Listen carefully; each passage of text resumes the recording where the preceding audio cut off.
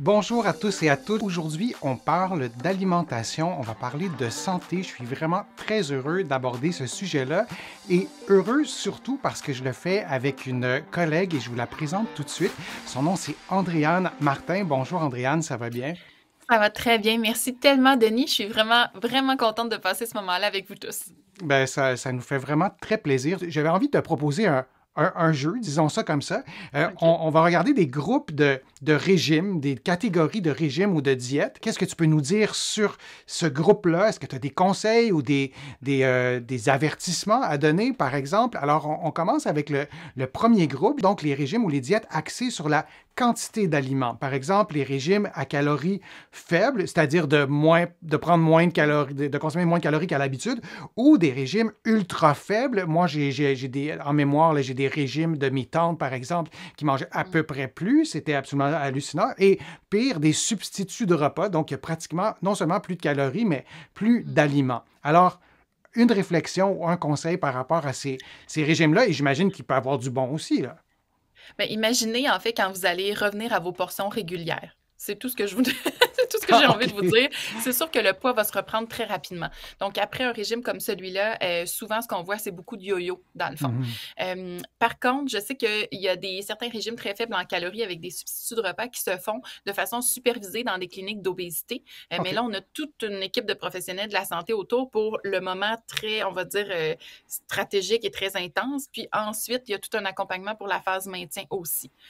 OK. Donc, De grâce, ne faites pas ça par vous-même et de grâce, ne pensez pas que ça va être miraculeux à long terme. pourquoi tout le monde fait ça si ça ne marche pas à long terme? Ah, parce qu'on a encore la pensée magique, puis on a encore le ben je veux perdre mon 10 livres avant d'aller dans le sud, par exemple, ou je veux perdre rapidement. La notion du ici maintenant est tellement plus important dans notre société que la longévité de la chose.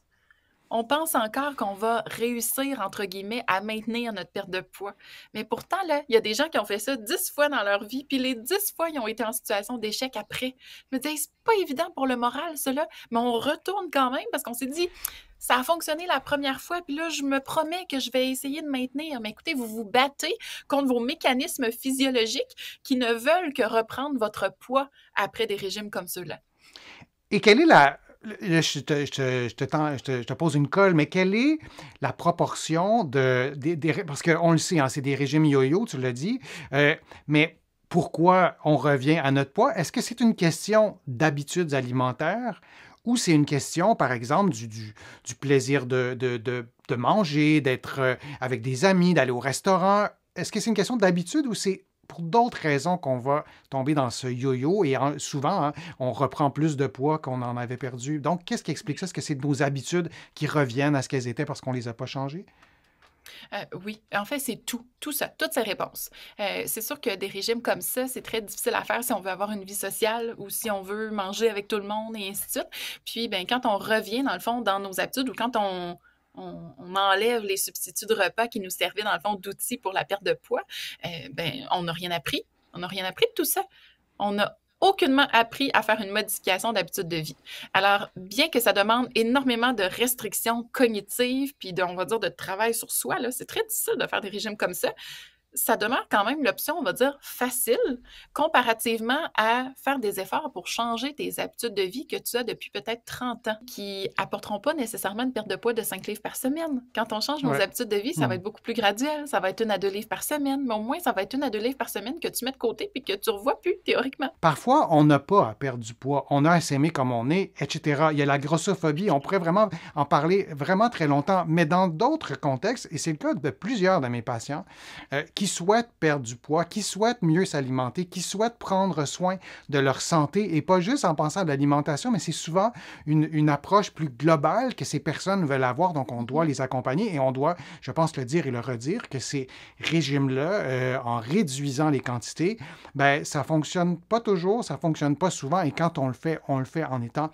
accompagné. Une deuxième catégorie, les régimes ou les diètes qui sont axées sur le type d'aliment. Et là, il y en a vraiment plusieurs. Vous en voyez, là, la diète Mhm. cétogène, méditerranéenne, végétalienne. Et il y a par exemple l'IG bas, index glycémique bas.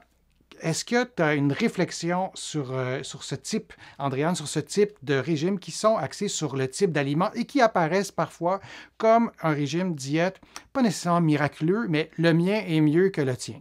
Il y a Oh oui. parfois un peu de ça. Ouais. Oh mon Dieu, tellement. Puis parfois, il y a même des petites cliques que je ne m'assure pas avec toi si tu n'as pas tel type d'alimentation. En tout cas, ça devient un peu sectaire parfois.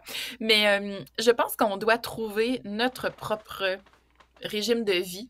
Puis je dis le mot régime avec des guillemets, là, dans le sens où il ne faut pas associer ça à de la privation ou quoi que ce soit, mais plus à un mode de vie. Donc, est-ce qu'on a envie d'avoir un mode de vie plus végétarien, plus végétalien, selon les valeurs qu'on a, un régime de vie plus méditerranéen, où il y a quelques régimes là-dedans, en fait, qui vont être appropriés pour certains types de problèmes de santé. On parle d'épilepsie réfractaire, entre autres, ben, le régime cétogène a toute sa place.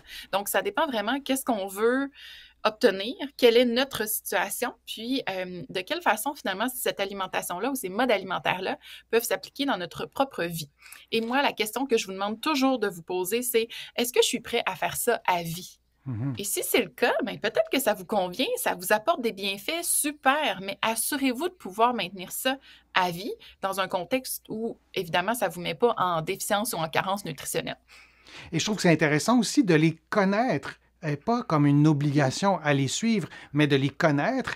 Et tu nous parles souvent de varier l'alimentation, d'avoir 8 couleurs dans chaque jour que nos aliments comportent au moins 8 couleurs. Je trouve que ces régimes-là, ces diètes-là, qui sont plusieurs d'entre elles, il y a eu plusieurs études scientifiques sur la diète méditerranéenne, DASH, tout ça. Il y a eu plusieurs études qui ont démontré aussi les bienfaits. C'est pas des trucs de charlatans. Alors, ça peut être intéressant aussi de jouer le jeu pendant un certain temps pour peut-être se familiariser aussi avec des aliments qu'on n'aurait peut-être pas tendance, qu'on n'a pas l'habitude, ou dans notre enfance, on n'a jamais mangé de ça, donc on n'y pense pas. Ça peut peut-être être intéressant aussi.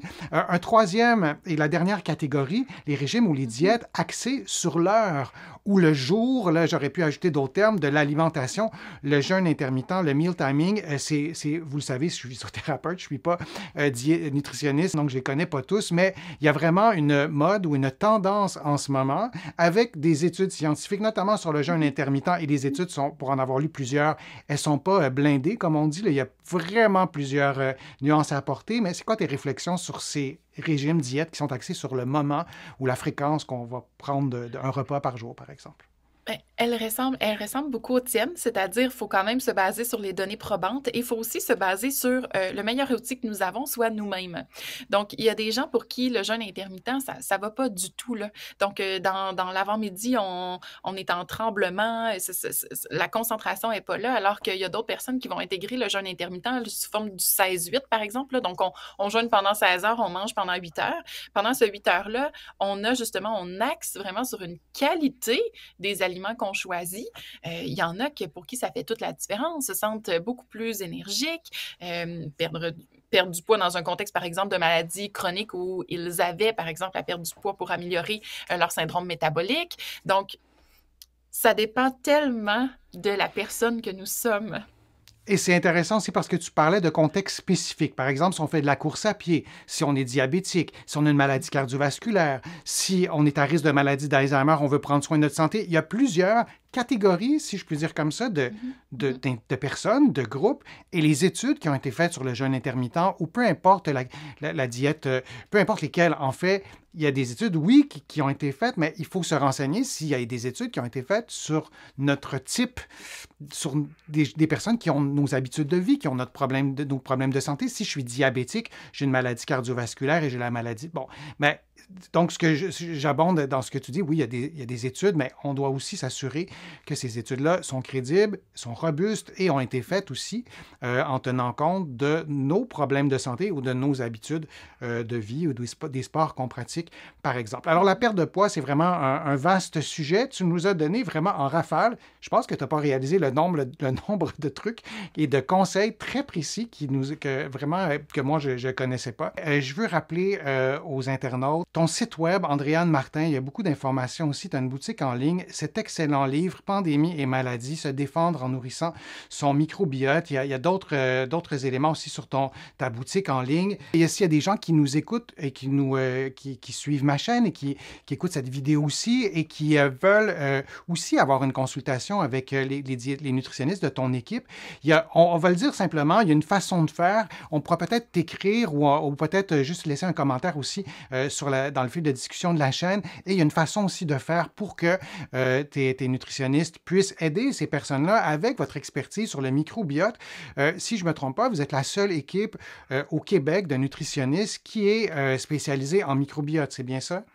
Oui, oui, oui, exactement. Puis si vous voulez simplement avoir juste plus d'informations, en fait, lire là-dessus sans avoir des consultations, on a une belle partie blog sur le site web, mais aussi suivez-nous sur nos réseaux sociaux. Je veux dire, tous les jours, on publie sur ce beau sujet-là, sur la santé globale, sur la nutrition. Alors, n'hésitez pas à venir nous suivre, autant sur Facebook, Instagram que LinkedIn. Fantastique. Ben, merci beaucoup, Andréane. Je vous remercie d'avoir été là. Je suis convaincu que les conseils d'Andréane vous ont été utiles. N'hésitez pas à commenter nos contenus. Ça nous fait plaisir. On va essayer de répondre. C'est difficile de répondre à tout le monde, mais on garde vos questions aussi en banque pour peut-être un autre direct. Qui sait? Alors, merci, Andréane. Merci à tous et à toutes et à une prochaine fois.